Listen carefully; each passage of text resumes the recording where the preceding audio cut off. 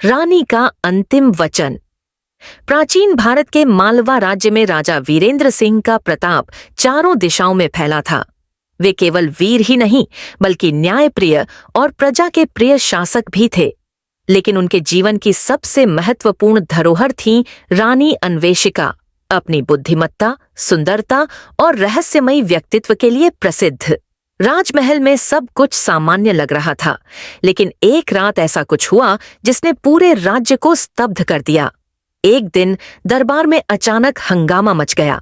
संदेशवाहक घबराया हुआ राजा के पास पहुंचा और कांपती आवाज में कहा, महाराज, रानी साहिबा लापता हो गई हैं। राजा वीरेंद्र सिंह को अपने कानों पर विश्वास नहीं हुआ। उन्होंने तुरंत राजमहल के सारे सैनिकों को आदेश दिया कि पूरे महल और राज्य भर में रानी को खोजा जाए। लेकिन अजीब बात यह थी कि रानी के कमरे का दरवाजा अंदर से बंद था और खिड़की पर उनका दुपट्टा उलझा हुआ मिला, जैसे किसी ने उन्हें जबरदस्ती ले जाने की कोशिश की हो। रानी के कक्ष की तलाशी लेने पर उनके तकिए के नीचे एक पुराना ताम्रपत्र मिला, जिस पर एक अजीब सा संदेश लिखा था, यदि तुम सत्य जानते हो तो महल के दक्षिणी गेट के नीचे छुपे सच को खोजो। राजा वीरेंद्र सिंह को तुरंत एहसास हुआ कि यह संदेश रानी अन्वेषिका ने ही छोड़ा होगा। वे जानते थे कि रानी बचपन से ही गूढ़ रहस्यों और इतिहास की खोज में रुचि रखती थीं।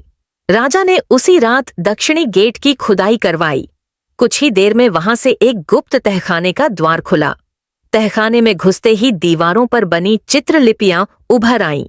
राजा को वहां एक और चिट्ठी मिली, जिस पर लिखा था, राजा वीरेंद्र, मैं जानती थी कि तुम यहां तक पहुंचोगे। अगर तुम मुझे बचाना चाहते हो तो चंद्रगुप्त मंदिर की ओर जाओ, पर सावधान, वहां जो भी छुपा है वह सत्य नहीं, एक भ्रम भी हो सकता है। राजा वीरेंद्र सिंह को यह सब और भी संदिग्ध लगने लगा। क्या रानी को किसी ने अगवा किया था या यह किसी बड़े रहस्य का हिस्सा था? राजा वीरेंद्र सिंह अपने सबसे भरोसेमंद सैनिकों और सेनापति के साथ चंद्रगुप्त मंदिर पहुंचे। ये मंदिर वर्षों से बंद था और इसके बारे में कहा जाता था कि जो भी इसमें प्रवेश करता वह कभी वापस नहीं आता। मंदिर के भीतर घुसते ही राजा को वहां एक गूंजती हुई आवाज सुनाई दी, रानी की, महाराज सावधान, यह एक जाल है। राजा ने तुरंत तलवार निकाल ली, लेकिन इससे पहले कि वे कुछ कर पाते, फर्श अचानक धंसने लगा और वे एक अंधेरी गुफा में गिर गए।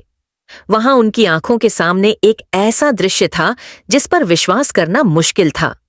गुफा के भीतर एक गुप्त सभा चल रही थी, जहां कुछ अजनबी लोग राजा के खिलाफ षड्यंत्र रच रहे थे और उन्हीं के बीच में रानी अन्वेषिका बंदी थीं। राजा छिपकर सुनने लगे। सभा में बैठे लोगों में से एक कह रहा था, अगर राजा वीरेंद्र सिंह इस राज्य का वारिस बन सकता है तो हम क्यों नहीं? रानी अन्वेषिका को खत्म कर दो ताकि वे राजा को कभी सच न बता सकें। राजा को समझते देर न लगी कि यह महल के ही कुछ विश्वासघाती मंत्रियों का षड्यंत्र था। वे न केवल उन्हें खत्म करना चाहते थे, बल्कि राज्य की असली विरासत भी छिपा रहे थे। राजा ने बिना समय गंवाए हमला कर दिया। गुफा के अंदर तेज तलवारों की टकराहट गूंजने लगी। रानी को बचाने के लिए राजा ने पूरी शक्ति लगा दी। सेनापति कुमार और सैनिक भी अंदर घुस चुके थे। कई मंत्रियों और सैनिकों को पराजित करने के बाद आखिरकार राजा ने षड्यंत्र के मुख्य सूत्रधार महामंत्री सोमदेव को पकड़ लिया। रानी अन्वेषिका ने राजा को बताया कि यह षड्यंत्र सिर्फ तख्ता पलट का नहीं था, बल्कि यह राज्य के असली इतिहास को मिटाने की कोशिश भी थी। रानी ने बताया कि मालवा राज्य की असली धरोहर एक गुप्त दस्तावेज में छिपी थी, जिसे महल के ही किसी द्रोही ने नष्ट करने की कोशिश की थी। अगर वह दस्तावेज उजागर हो जाता तो पता चलता कि राजा वीरेंद्र सिंह के पूर्वजों ने इस राज्य की स्थापना कैसे की थी और कैसे महामंत्री के पूर्वजों ने इसे हड़पने की योजना बनाई थी। राजा वीरेंद्र सिंह ने आदेश दिया कि उन द्रोहियों को बंदी बनाकर राज्य की जनता के सामने न्याय किया जाए। राजा वीरेंद्र सिंह और रानी अन्वेषिका जब महल लौटे तो पूरी प्रजा ने उनका स्वागत किया।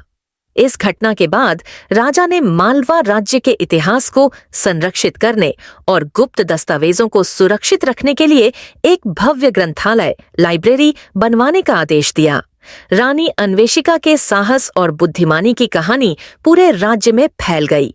लेकिन महल के सबसे गहरे कोने में एक और गुप्त कक्ष था जिसे आज तक किसी ने नहीं खोला। क्या वहां कोई और रहस्य छिपा था? क्या यह कहानी सच में खत्म हो गई थी